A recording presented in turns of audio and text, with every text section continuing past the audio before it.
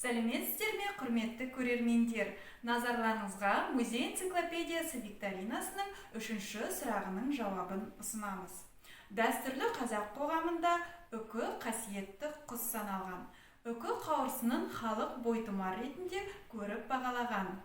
Қасиетті құс сәбиді жын шайтаннан қорғайды және оның тыныш ұйықтауына септігін тигізеді деп сенген. Ең бірінші болып Facebook желісінде Ербол Хамзин есімді көрерменіміз және де Instagram желісінде Gunya03 есімді оқырманымыз дұрыс жауап берген екен. Сіздер музейге 2 билет ұтып алдыңыздар және де бұл билеттерді ақпан айының соңына дейін қолдана аласыздар. Жеңістеріңіз құтты болсын!